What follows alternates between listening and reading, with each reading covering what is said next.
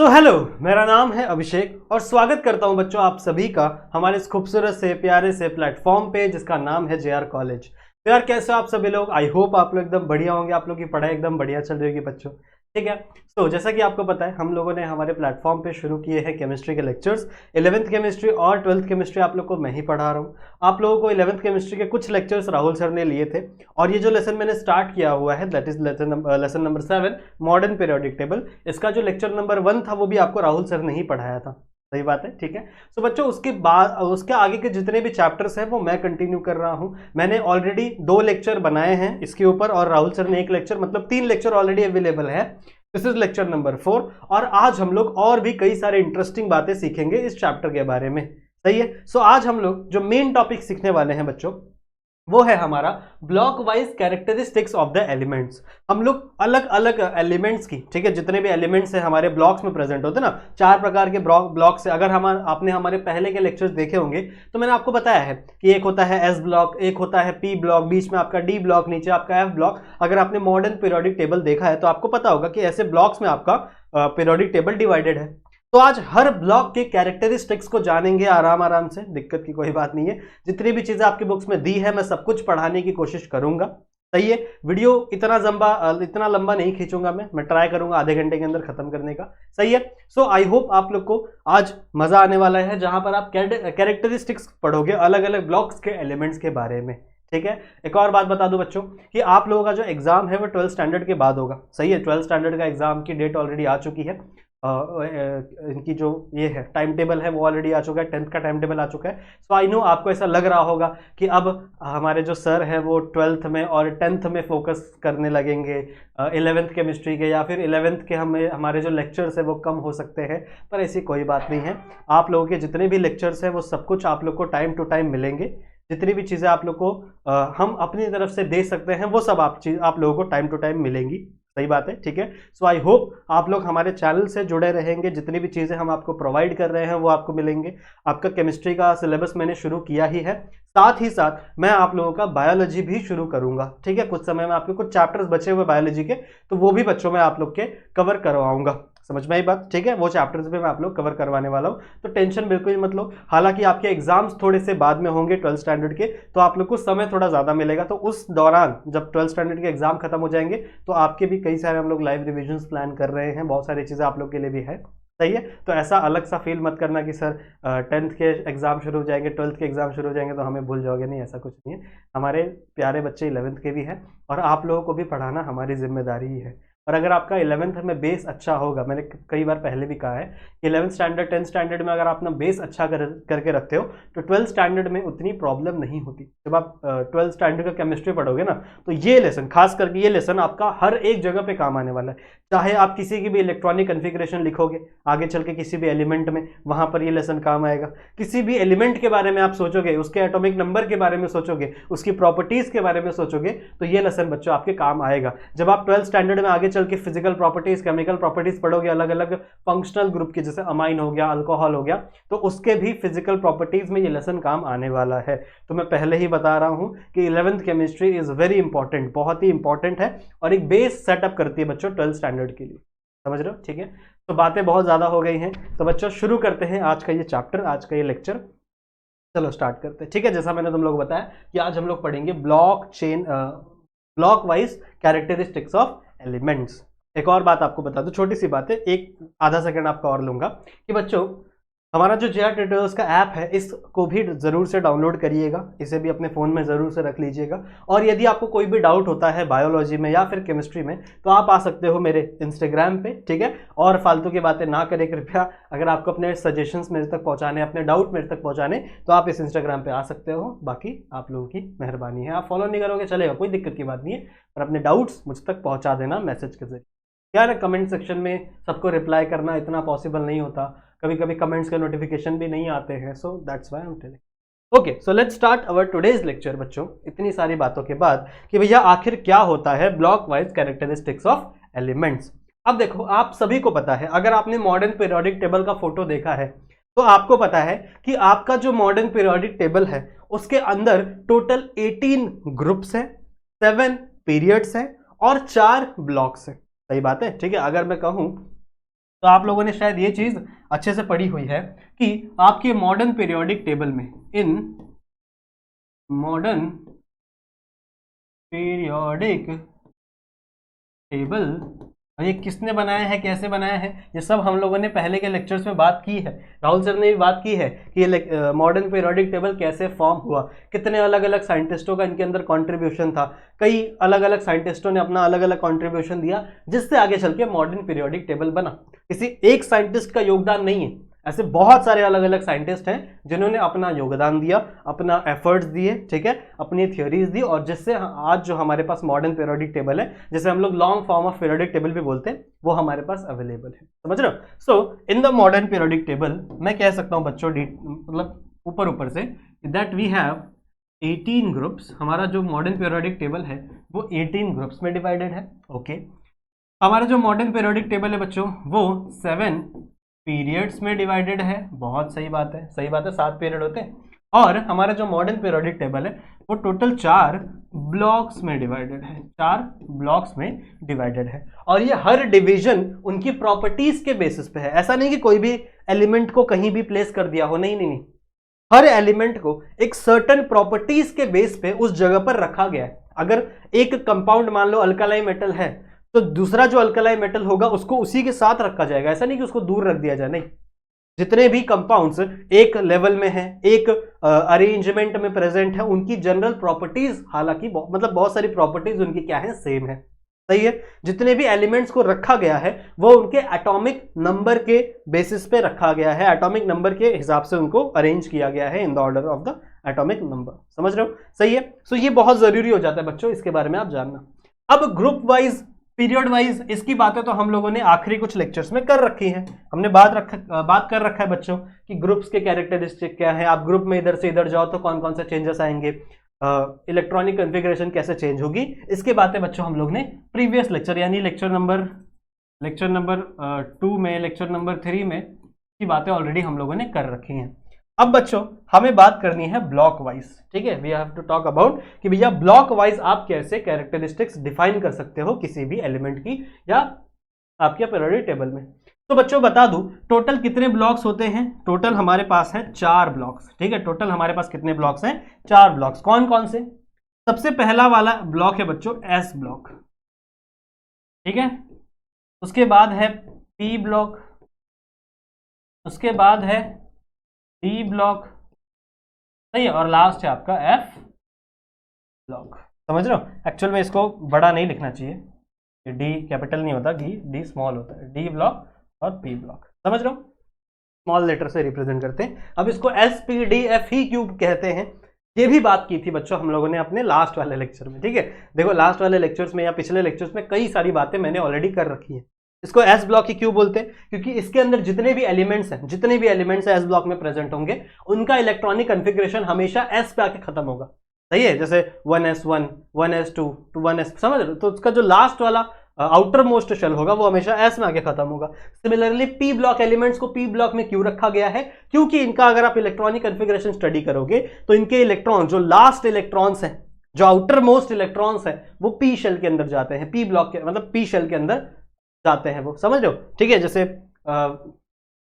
NS2, 3S, 3P2, 3P6, ऐसा समझ रहे हो? So these are the p blocks. फिर डी ब्लॉक्स मतलब क्या? डी ब्लॉक्स के अंदर जितने भी एलिमेंट्स हैं उनका इलेक्ट्रॉनिक कॉन्फ़िगरेशन के लास्ट में जो एलिमेंट्स हैं वो हमेशा डी शेल में जाते हैं, तो D block. Similar to F block. समझ रहे हो? सो हमारे पास बच्चों टोटल 4 ब्लॉक्स अवेलेबल है। वी हैव टोटल 4 ब्लॉक्स, और इन ब्लॉक्स के ऊपर इनकी कैरेक्टरिस्टिक्स को बच्चों आज हम लोग स्टडी करने वाले हैं। तो सबसे पहले आप क्या करेंगे, इस वाले पार्ट का स्क्रीनशॉट ले लो फटाक से, इस वाले पार्ट का बच्चों आप स्क्रीनशॉट ले लो, and then we will move to our next part, जहां पे हम लोग अलग अलग ब्लॉक्स के इलेक्ट्रॉनिक कॉन्फ़िगरेशन को स्टडी करेंगे। समझ में आ गया? तो चलो आ जाओ, लेट्स टॉक अबाउट। सबसे पहले जो हमें पढ़ना है वो है हमारा एस ब्लॉक, ठीक है। एक्चुअल में एस थोड़ा स्मॉल होता है तो मैंने कैपिटल बना दिया, कोई बात नहीं, आप लोग बनाना अपने।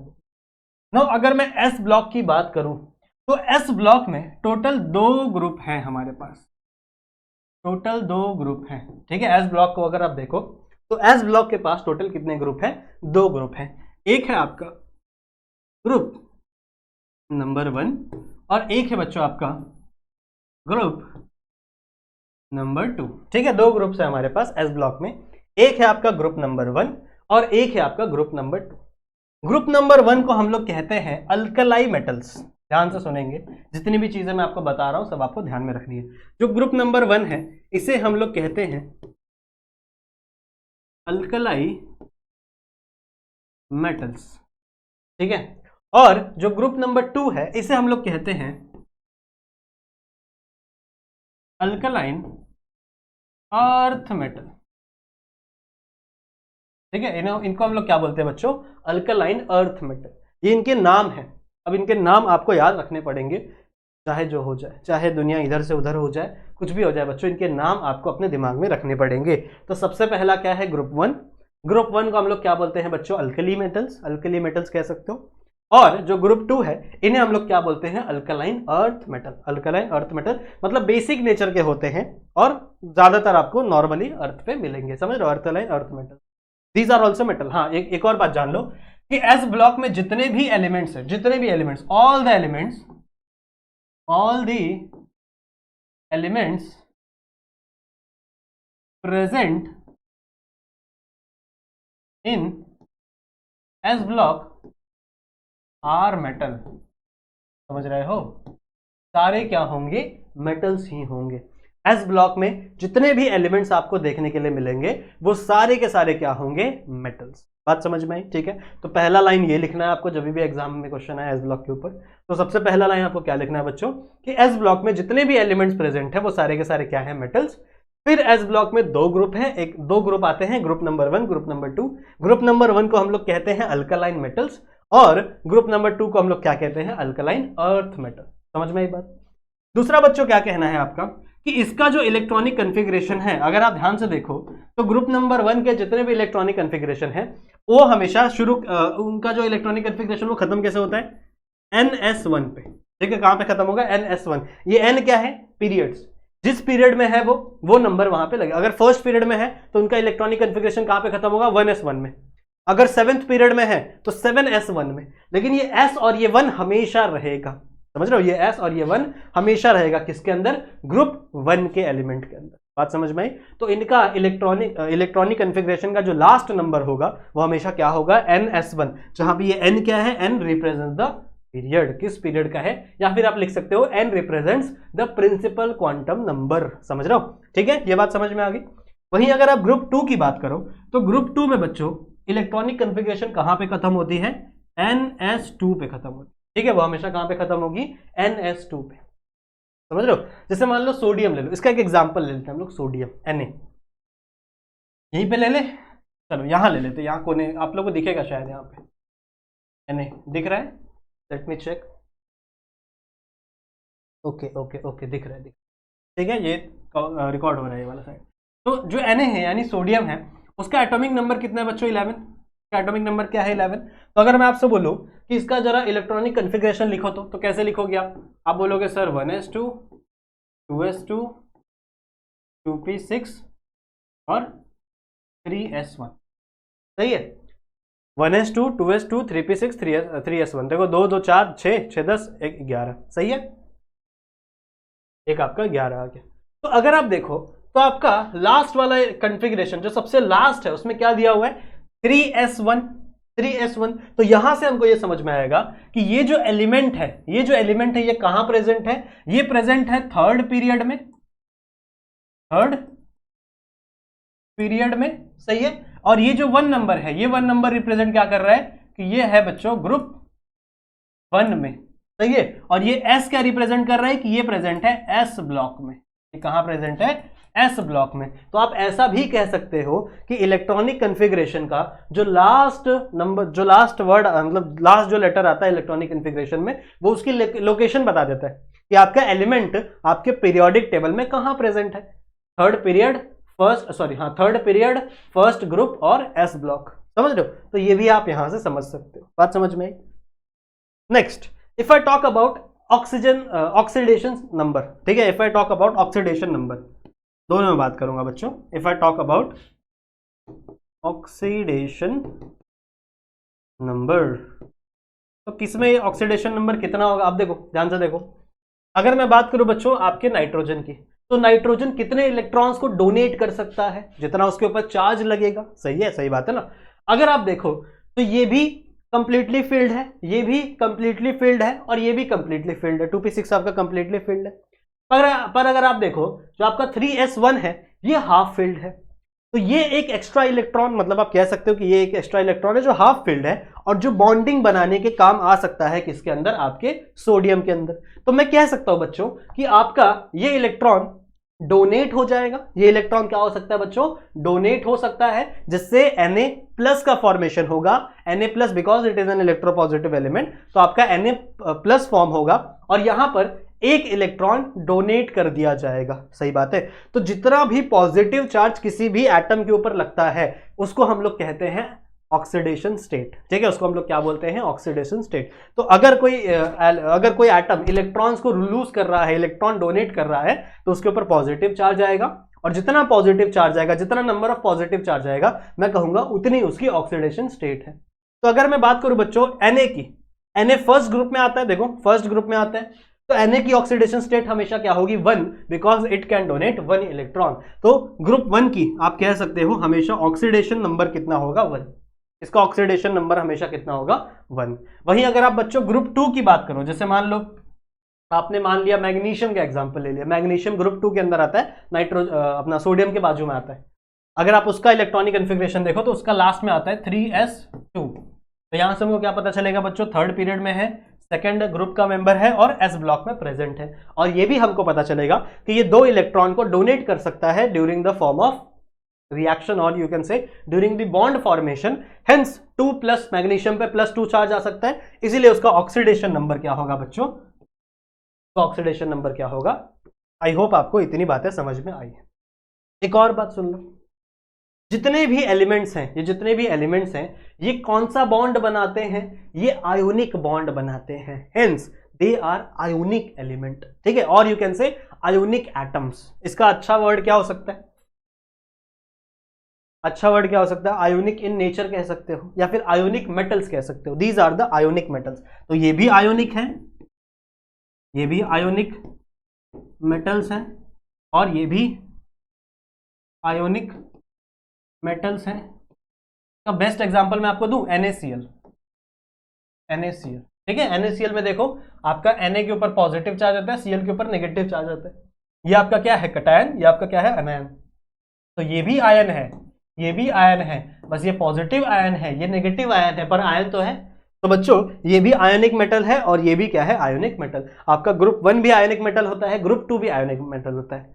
हालांकि एस ब्लॉक में एक एक्सेप्शन, एक नहीं 2 एक्सेप्शन है। ठीक है, आपको 2 एक्सेप्शन देखने के लिए मिलेंगे। तो भैया देखो, अगर आप पढ़ रहे हो इनऑर्गेनिक केमिस्ट्री, सो आपको एक्सेप्शंस के साथ तो डील करना पड़ेगा। So you have to write here exception. इसका एक्सेप्शन है बच्चों ये आयोनिक मेटल्स का, जैसे डब्बा बना के लिखो अपनी बुक पे। कौन है बच्चों एक्सेप्शन, एक आपका है लिथियम और एक आपका है बेरिलियम।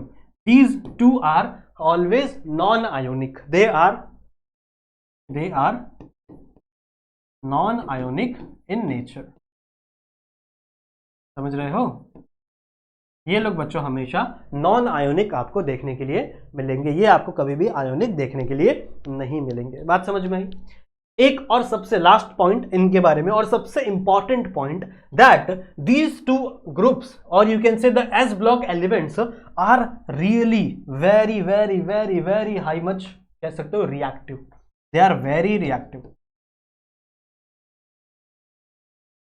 समझ रहे हो, बहुत ज्यादा रिएक्टिव होते हैं ये, बहुत ज्यादा रिएक्टिव होते हैं। आपने देखा होगा सोडियम, सुना होगा, अगर आपने सोडियम को पानी में डाल दिया गलती से भी, ठीक है वैसे करना मत, पर अगर आपने सोडियम को गलती से भी पानी के अंदर डाल दिया तो वो एक्सप्लोड कर जाता है बॉम्ब की तरह। बॉम्ब बहुत बड़ा, मतलब इतना बड़ा एक्सप्लोजन नहीं होता, बट इतना बड़ा होता है कि बच्चों से मान लो आपको 2-3 घर जल जाए। इतना बड़ा एक्सप्लोजन तो कर सकता है अगर आपने इतना बड़ा सोडियम पानी के अंदर डाल दिया तो।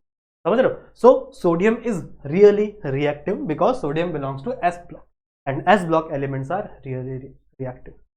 Please take the screenshot. Screenshot ले ले बच्चों, फिर हम लोग आगे बढ़ेंगे हमारे अगले ब्लॉक्स की तरफ। ठीक है।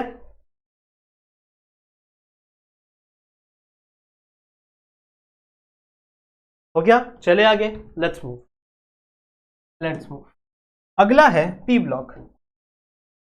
Second is P block, ELEME elements, P block element.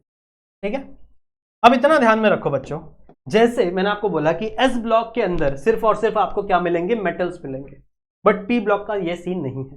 P blocks में आपको मेटल्स भी मिल सकते हैं, पी ब्लॉक्स में आपको नॉन मेटल भी मिल सकता है, और साथ ही साथ पी ब्लॉक्स में आपको मेटलॉइड भी मिल सकता है। ये मेटलॉइड क्या है, नाम सुना होगा शायद आपने, 8th या 9th में नाम सुना होगा मेटलॉइड्स के बारे में, जैसे सिलिकॉन, जर्मेनियम। नाउ मेटलॉइड्स क्या होते हैं, देखो मेटलॉइड्स आर ऐसे टाइप के कंपाउंड जिनके पास मेटल्स की भी कुछ प्रॉपर्टीज होती हैं और नॉन मेटल्स की भी कुछ प्रॉपर्टीज होती है। जैसे for an example, metals are highly electron donor. Metals क्या करते हैं बच्चों, इलेक्ट्रॉन्स को डोनेट कर देते हैं।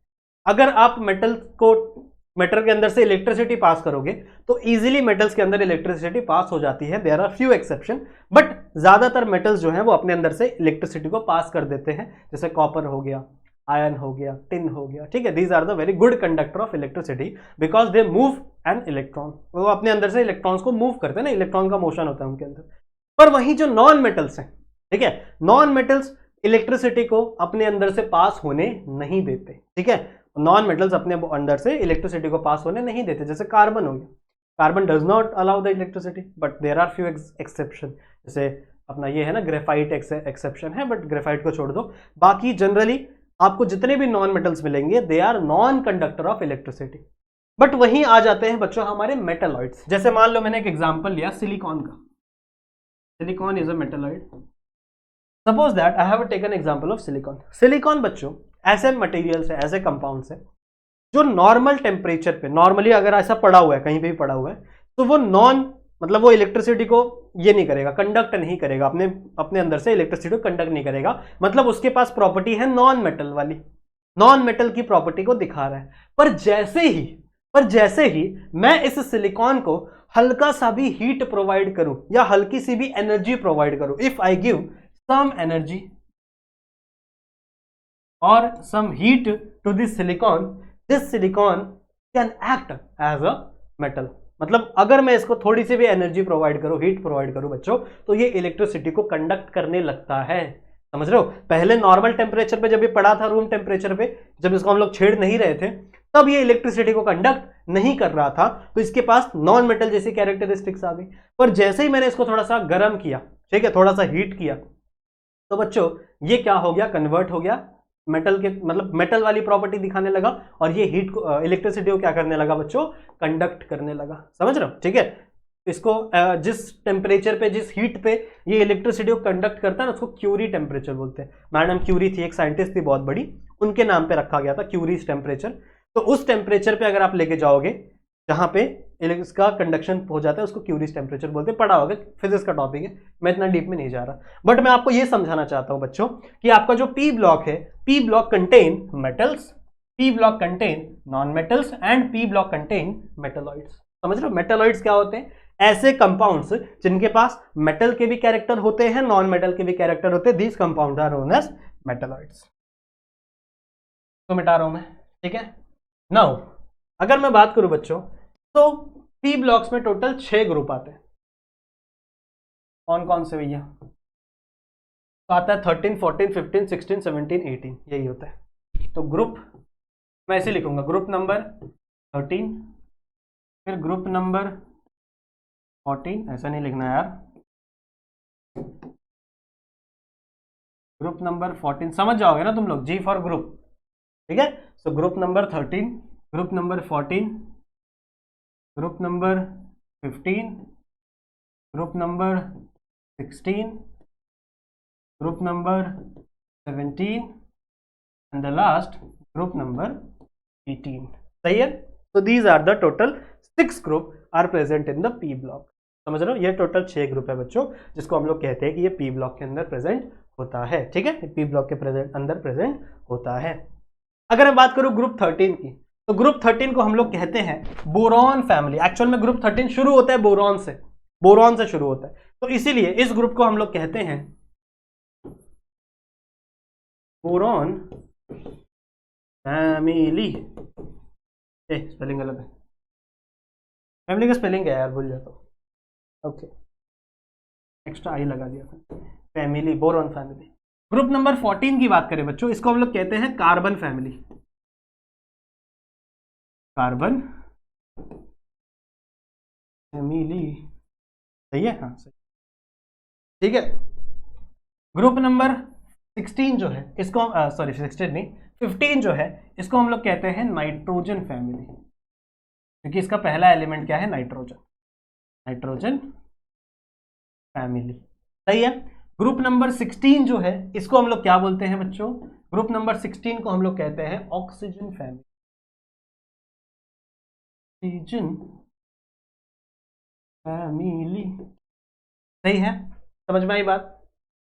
ऑक्सीजन फैमिली को ही हम लोग कैल्कोजन कहते हैं, कैल्कोजन भी इसका एक नाम है, तो ऑक्सीजन फैमिली भी इसका नाम है, और कहीं कहीं पे आपको इसका नाम कैल्कोजन फैमिली भी देखने के लिए मिलेगा, या फिर कैल्कोजन सिर्फ लिखो, ठीक है। तो ये नाम भी आपको देखने के लिए मिलेगा, कैल्कोजन, दिस इज CALCOGEN, कैल्कोजन फैमिली, या फिर इसी को आप ऑक्सीजन फैमिली कहते हो। फिर अगर मैं बात करूं बच्चों ग्रुप 17 की, तो ग्रुप 17 को हम लोग कहते हैं हैलोजेंस, सही है। ग्रुप 17 आप लोगों को पता ही होगा, हैलोजन, हैलोजन कौन कौन से होते हैं, फ्लोरीन, क्लोरीन, ब्रोमीन, आयोडीन, समझ रहे हो, so these are the halogens. और जो ग्रुप 18 है, जिनका दुनिया से किसी से वास्ता नहीं है, इसे हम लोग कहते हैं नोबल गैस, या फिर इनर्ट गैस, नोबल गैस, या फिर इसी को हम लोग क्या बोलते हैं बच्चों, इनर्ट गैस। क्लियर है, क्लियर है। तो ये टोटल आपके 6 ग्रुप हैं जो कि किसके अंदर बिलोंग करते हैं बच्चों, आपके पी ब्लॉक एलिमेंट्स के अंदर। पी ब्लॉक एलिमेंट के अंदर टोटल आपके ये 6 ग्रुप बिलोंग करते हैं, जिसमें आपके मेटल भी हो सकते हैं, बहुत सही, जिसमें आपके नॉन मेटल्स भी हो सकते हैं, जिसमें आपके मेटलॉइड्स भी हो सकते हैं, समझ रहे हो, ठीक है। जैसे बोरोन फैमिली में आगे चल के आपको मेटल्स देखने के लिए मिलेंगे, ठीक है। ऑक्सीजन फैमिली में, कार्बन फैमिली में आपको नॉन मेटल्स देखने के लिए मिलेंगे, इसमें भी नॉन मेटल मिलता है। एक्चुअल में ये जो ऑक्सीजन है और ये जो हैलोजन है, इसमें आपको प्योर नॉन मेटल्स देखने के लिए मिलते हैं, समझ रहे हो। These are the, colour change नहीं होता यार, हाँ है हम, these are the non metals, के अंदर क्या प्रेजेंट होते हैं बच्चों, नॉन मेटल्स प्रेजेंट होते हैं, सही है।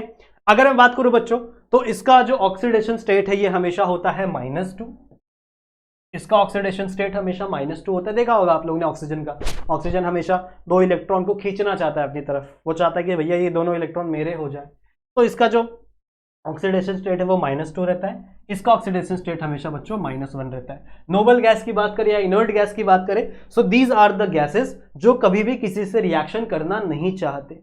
ये बच्चों किसी से रिएक्शन नहीं चाहते क्योंकि इनका जो इलेक्ट्रॉनिक कन्फिग्रेशन है वो कंप्लीटली फिल्ड है। ये ऐसे रिएक्शन है जो भैया संतुष्ट है अपनी जिंदगी से, अपनी जिंदगी में कोई भी बदलाव नहीं चाहते, सही है। सो ये हो गए बच्चों आपके पी ब्लॉक एलिमेंट्स की बातें।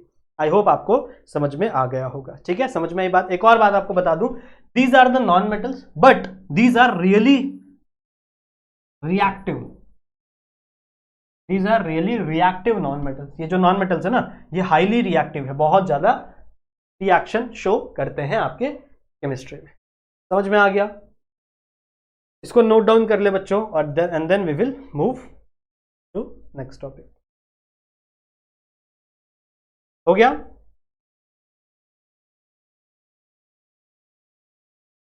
हो गया बच्चों, ठीक है, चले, okay, let's move to our next and अगला ब्लॉक, जिसे हम कहते हैं, क्या कहते हैं भैया, इसे हम कहते हैं पी ब्लॉक एलिमेंट, सही है, जिसे हम लोग क्या बोलते हैं, P block element. P block element को ही हम कहते हैं बच्चों ट्रांजिशन सीरीज एलिमेंट, इन्हीं को ही हम लोग ट्रांजिशन सीरीज एलिमेंट कहते हैं, या फिर ट्रांजिशन एलिमेंट भी डायरेक्टली बोल सकते हो। These are the transition element.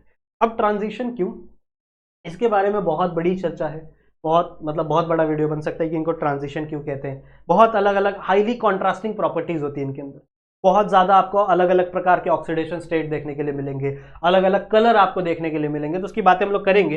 But पहले आपको ये पता होना चाहिए कि जो आपका डी ब्लॉक है इन्हें हम लोग क्या बोलते हैं बच्चों, ट्रांजिशन सीरीज एलिमेंट।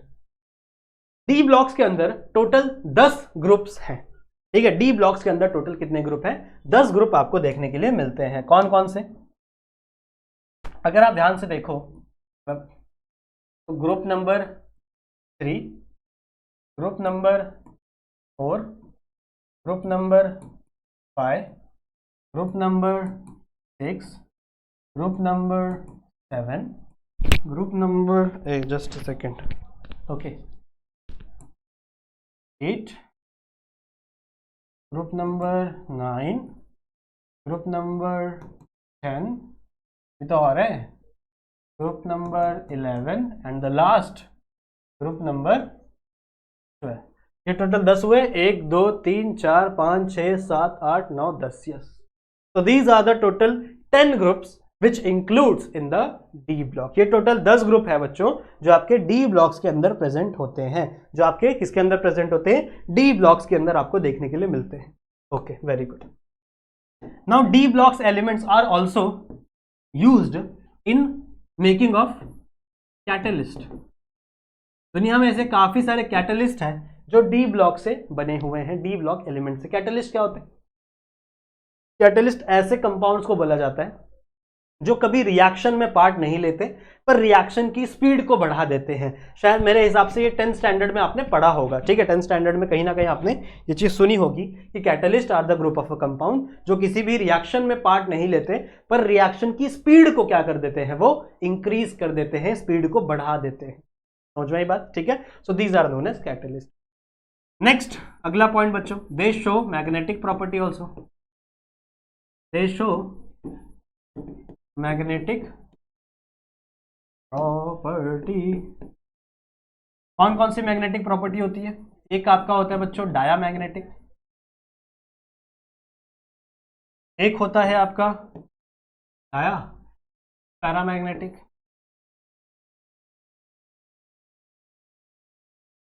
और एक होता है बच्चों आपका फेरोमैग्नेटिक। फेरोमैग्नेटिक, ठीक है। अलग अलग प्रॉपर्टीज, मतलब ये मैग्नेटिक प्रॉपर्टी भी शो करता है। एक होता है आपका डायामैग्नेटिक, एक होता है आपका पैरामैग्नेटिक, एक होता है आपका फेरोमैग्नेटिक। नाम याद कर लो, इसके बारे में मीनिंग क्या होता है नहीं होता है वो जब आगे कभी हम लोग को मिलेगा ये वर्ड तब हम लोग पढ़ेंगे। अभी इसका मीनिंग हमको नहीं जानना, बस आपको पता होना चाहिए डायामैग्नेटिक, पैरामैग्नेटिक, फेरोमैग्नेटिक, मीनिंग अभी नहीं जानना। Then it shows various oxidation state, बहुत सारे अलग अलग ऑक्सीडेशन स्टेट दिखाता है बच्चों। ऑक्सीडेशन स्टेट समझ रहे हो, +2 +3 +4 +5 ऐसे अलग अलग ऑक्सीडेशन स्टेट भी इसके अंदर मिलते हैं। साथ ही साथ दे शो वेरियस कलर, बहुत ही अलग अलग कलर के कंपाउंड इसके अंदर बनते हैं। समझ रहे हो, तो आई होप इतनी चीजें आपके लिए सही होंगी, ठीक है, ठीक है, समझ में आ गया। तो टेक अ स्क्रीनशॉट और इसके बाद हम लोग आगे की तरफ बढ़ते हैं, प्रस्थान करते हैं।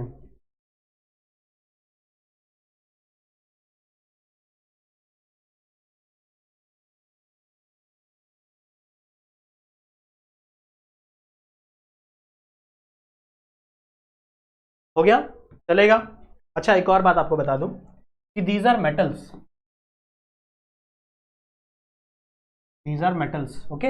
ऐसा नहीं कि ये सब नॉन मेटल है, नहीं, दीज आर मेटल्स, ठीक है। Note it down. चलो हो गया,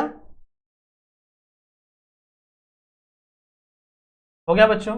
अगला आ जाओ, लास्ट ब्लॉक यानी फोर्थ अपना एफ ब्लॉक एलिमेंट कहां कहां देखने मिलता है बच्चों।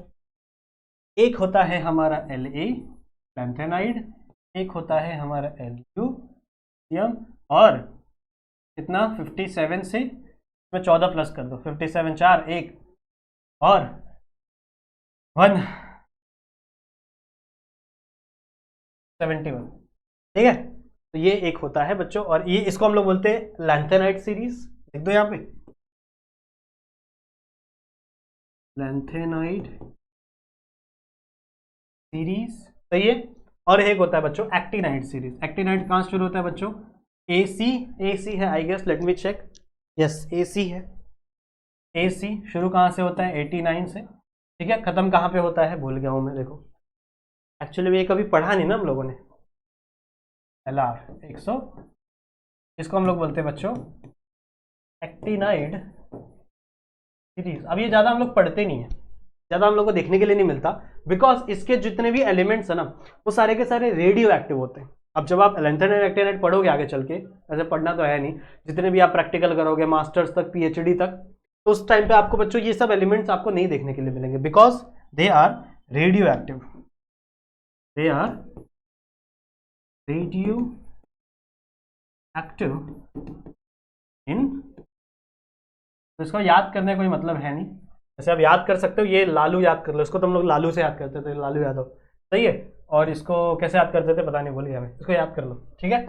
These are metals, these are बच्चों मेटल्स। पहली बात तो ये क्या होते हैं? आपके मेटल्स होते हैं सारे के सारे। और तो और इन्हें बोला क्या जाता है वो तो मैंने बताया नहीं।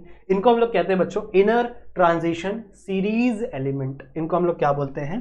These are known as inner transition